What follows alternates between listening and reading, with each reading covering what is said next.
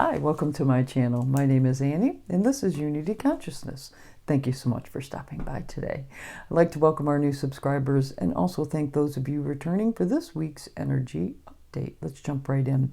The star of the show this week is going to be a very intense, powerful full moon in the sign of Scorpio, which will take place tomorrow just before 1 p.m. Eastern Time here in the United States.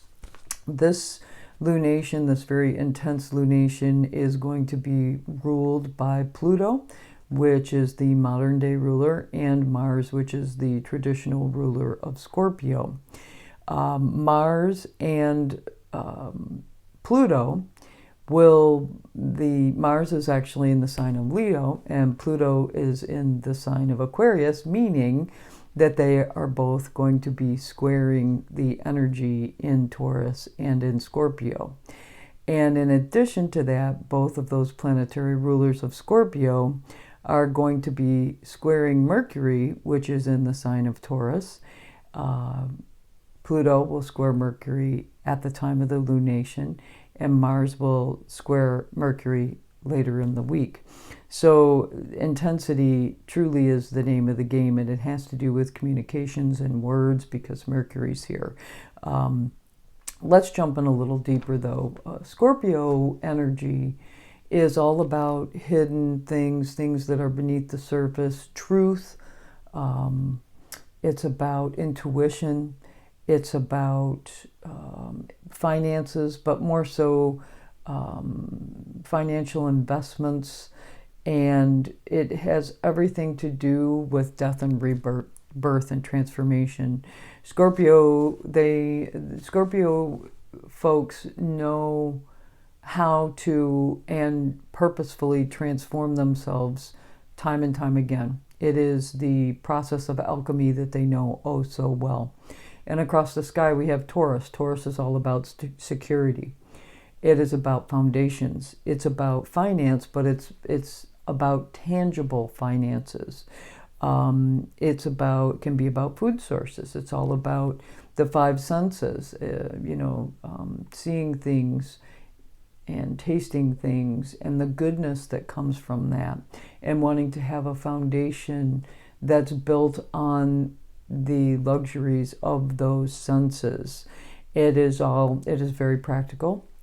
It doesn't want lofty ideas. We discussed that. Mercury moving into the sign of Taurus became a very practical sense of communications, but it can be stubborn, which is something we want to definitely think about. So at the time of this full moon, there could be things coming to light that you may or may not want to deal with, but Scorpio is in charge, and Pluto and Mars. So we do know that whether or not it wants to be dealt with, it's going to be. So with that square to Mercury and Taurus, it's the exposure of practical thought processes, decisions, or communication styles that are rooted in dysfunction, especially in group dynamic situations. We've got Pluto here in that sign of Aquarius, and retrograde. So we're pivoting back and looking at some things from the past that are relative to those group dynamics. These processes are most likely self-doubting, creating mental blockages and questioning others, when in fact we need self-introspection from a place of clarity of essence, not judgment. Now, in addition to this energy, we have Black Moon Lilith, which is at 5 degrees of Scorpio. And what's important here is because of that Mercury placement in Pluto being at 3 degrees of Aquarius, Mercury's at 3 degrees of Taurus, we have Black Moon Lilith at 5 degrees of Scorpio, and there's a T-square here. She brings the deep emotions and the intensity leading to transformations and empowerment. And Mercury's opposition to Black Moon Lilith will perfect on the 13th, which is just the very next day. So there's some intensity here relative to oppositions or conversations with other people, or like I said, it could even be introspection with yourself, but it's an opposition that you feel within yourself. So very, very, very intense, transformational, alchemic energy here. The Chariklo, which is the wife of Chiron, and she is all about grace and healing. She is squaring, because she currently is in the sign of Aquarius, she is squaring both the sun in Taurus and the moon in Scorpio at 22 degrees.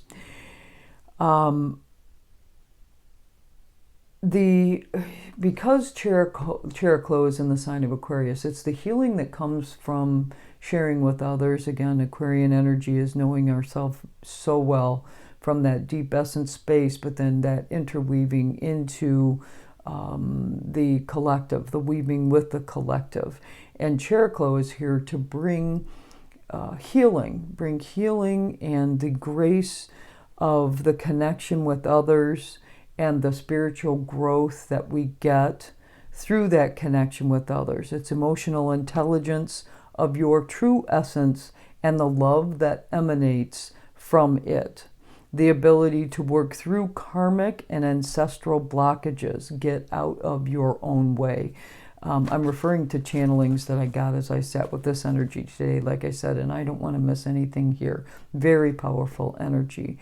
Chariklo here is helping us with any of that stubborn, resistant energy that is rooted in Taurus. It could be a foundational principle that's been there forever.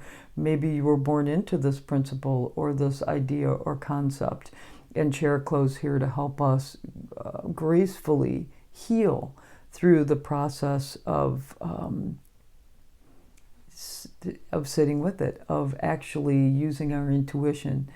Now, there is a wedge of opportunity here. I love this energy because this is, in my opinion, the saving grace, in addition to Venus's energy that's going to come into play a little later in the week. But this wedge of opportunity exists between the North Node, Saturn, and Ceres. And Ceres is the, it's all about harvesting. It can be grains, but this is the harvest. This is when you, there's specific seasons associated with harvesting, and it's time for us to harvest. With the North Node here and Saturn here in the sign of Pisces, we know that we can trust the process. We can take ownership of what's ours, and we can release and transmutate energy and begin that time of harvest after very hard, internal, intense work. And this energy is sextile because it's in Pisces, the sun energy, and it's going to trine the Scorpio moon energy. So again, a wedge of opportunity here. How do you want to use this energy? Now, at the time of this lunation, the sun is very close to Uranus within orb of, but the perfection of the sun conjunct Uranus is going to occur on Saturday. In addition, Algol, dark star Algol, is also here at 26 degrees of Taurus. And we've managed this energy prior during last year's sun's transit through Uranus, but there have been Uranus's sun's transit through Taurus. Uranus has retrograde since then, and we are able to integrate some of the lessons learned in that retrograde cycle because the sun is not going to conjunct Uranus again in the sign of Taurus for 84 years. It's getting ready to move into Gemini. So this is our final attempt at integrating these energies. So to me, and what I received from this energy, and it has to do with the sun conjunct Uranus, the sun conjunct Algol, and all of them working together in the sign of Taurus. Destabilization of all foundations to test the frequency of your build. That was a very specific channel. The processes from which a foundation of stability is tested. Higher consciousness is the goal here because Uranus is truly trying to get us to ascend to such a high level. And Uranus, whilst the sun wants to maintain these foundations that we've had, because they've been very stable, Uranus is busting it up for purpose so that we can reach a higher level of ascension and consciousness in the process. Now, Algol, I learned a little something about Algol. Algol is the dark energy star, but it eclipses itself on a regular basis. So self-eclipsing, Algol's presence shows the dark side of fearless individualism, unearned power gains through manipulation stemming from scarcity, and the need for survival at all costs. The regular self-eclipsing properties leading to transformation when used for this purpose. So we can actually eclipse the energy using Algol's energy. We can eclipse this energy so that we can reach a higher level of understanding. I really like that. Perhaps self-undoing leads to self-reflection, leads to transformation, because Algol is all about transformation, because he too has that self-eclipsing status. Once existing at a higher dimension of consciousness, protection and security is afforded through trust of the divine consciousness. Again, that wedge of opportunity rooted in the North Node, Saturn, and Ceres, trusting the process at a time of harvest. Now, also, and this is later in the week, but this energy is being pulled in at the time of this full moon. We are going to have Jupiter squaring the nodes while sextile Chiron, which is in Aries, and the Sun is going to sextile the North Node and trine the South Node. So all of this energy, which again, it builds, starts at the time of this full moon, it's being drawn in, but it's going to build later in the weeks. But all of this energy is relative. So let's talk about that. But it will become more pronounced later in the week. So the Sun, which is going to, again, sextile the North Node and trine the South Node, fated compassion without bypass structures or addictions, helping the foundational structural rebuild. So any structures that are broken down, now they're going to be able to be rebuilt without bypass structures. And those bypass structures may have been in place because of scarcity, because of wounding, but now we're able to utilize the nodal axis, these karmic structures, so that we can rebuild foundations that are more aligned with our purpose, our soul's purpose. Now, Jupiter square to the nodes while sextile Chiron in Aries, which again perfects on the 18th of this week, or excuse me, the 17th this weekend. And that happens to be the same day that the Sun conjuncts Uranus. It's offering a choice. Jupiter's in Gemini. We talked about this last video. It's the twins. It's the choice. It's also has to do with quantum. But for the purpose of healing our pure essence, being seen and heard, and the right to exist. There is a common theme here. There is a common theme here. Jupiter's here to help as well. Now, on Friday of this week, we will have Venus is going to come out of shadow. She is a morning star. She's the ruler of Taurus energy. So while we have Pluto and Mars are in charge at the time of the full moon, she's beginning to step out of the shadow from this retrograde phase that we're going to talk about in a second here. But she's going to take over at the end of the week, emerging as a more strong and powerful divine self that she is in the sign of Aries. So Venus, a morning star, emerges from her shadow of retrograde form in Aries, which is all about her pure essence. She went from Aries, pure essence, back into Pisces, so she could learn more about her compassionate self, love, and total alignment, introspection. Now she's out of shadow. She's in Aries. She's hitting the place where she's paused herself and chose to rewind, which closed out a synodic cycle But more importantly, she closed out a cycle that was 8 years in the making, that began back in March of 2017 as she traversed the Aries Pisces signs through retrogradation themes. She aligned with the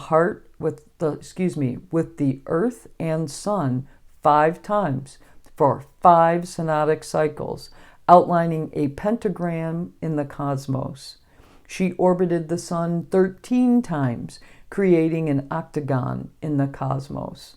We've got geometry working for us now. We've been asked to align more closely with our true essence as it relates to harmony, beauty, relationships, money, and abundance. Venus is stepping in to help us now.